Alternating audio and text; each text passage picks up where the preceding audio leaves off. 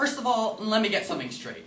This is a journal, not a diary. Look, I know what it says on the cover, but when I sent my mom out to buy this thing, I specifically told her not to get one that says diary on the front. Great. All I need now is just some jerk to catch me carrying this thing around and get the wrong idea. In Diary of a Wimpy Kid by Jeff Kinney, I find that I relate with the main character Gregg Rubingh very much. From everything from our both future assumptions of fame to us both being cast as Tree Number 1 in Wizard of Oz, the similarities between us are actually kind of creepy now that I think about it. But anyway, throughout Diary of a Wimpy Kid, we learn about Gregory's experience growing up in a typical American middle school through his writings in his diary. Sorry, his journal. Okay, the other thing I want to point out right away is that this whole thing was my mom's idea, not mine. But if she thinks I'm gonna write my feelings in here or whatever, she's crazy. So just don't expect me to be all, Dear Diary this and Dear Diary that. The only reason I ever agreed to do this whole thing at all is because I figure later on, when I'm an internet sensation, I'll have better things to do than answer other people's stupid questions all day. Oh, Gregory, tell us about your childhood. Were you always so smart and handsome?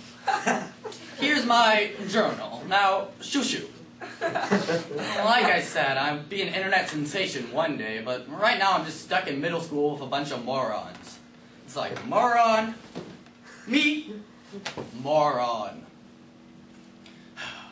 And I just also want to say for the record that I think middle school is the dumbest idea ever invented. You got kids like me who, well, haven't hit their growth spurt yet, mixing it with these gorillas who need to shave twice a day. I'm not way runts! And they wonder why bullying is such a big problem in middle school. Tuesday. Today at school we got assigned to reading groups. And they don't come right out and tell you if you're in the gifted group or the easy group, but you can usually tell by the cover of the books they give you. Einstein as a child. Big says boo. When I finally got my book passed out, I was pretty disappointed to find out that this year, I got put in the gifted group. Because all that means is a whole bunch of extra work. Last year when they did the screening at the end of the year, I tried my hardest to make sure I got put in the easy group this year. Fred picked up the book. No. the bee. The book. Oh, thanks. Mom is real tight with our principal, so I'm sure she stepped right in and made sure I got put in the gifted group again this year. Mom's always saying I'm a smart kid, but that I just don't apply myself. But if there's one thing I learned from my older brother Roderick, it's to set other people's expectations real low, so you can surprise them by doing practically nothing at all. Roderick, I want you to clean your dirty underwear off the kitchen table by the time I get home from work.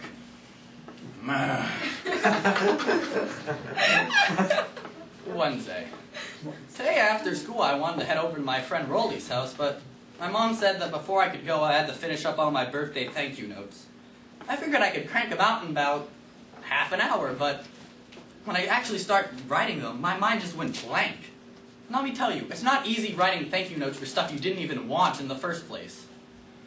I figured I'd try to start at least with the non-clothes items, because they'd probably be the easiest. After a 2 or 3, though, I realized I was practically writing the same thing every time. So I just typed up a general form on my computer and left blanks for what I needed to change. After that, writing the cards was a breeze. Dear Aunt Loretta, thank you so much for the awesome encyclopedia. How did you know I wanted that for Christmas? I love the way the encyclopedia looks on my legs.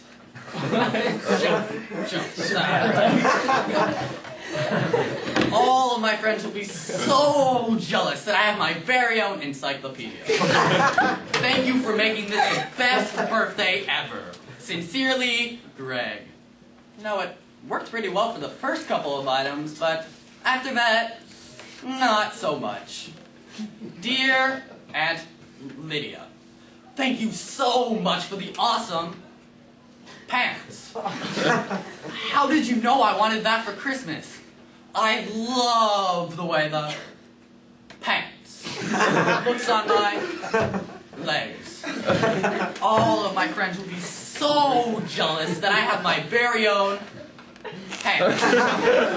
Thank you for making this the best birthday ever. Sincerely, Gregg. Friday.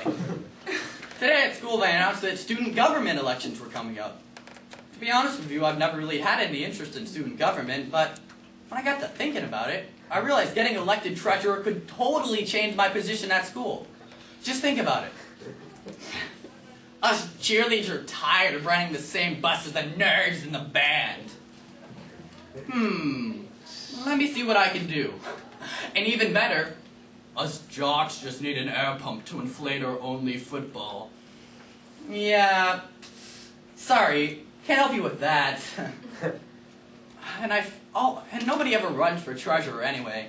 All people ever think of are the big ticket positions like president or vice president. Seriously, who would run for that? The treasurer job is pretty much mine for the taking. Tuesday. Well, I put my name on the list for treasurer, but I'm not so sure that this thing's gonna be as easy as I thought.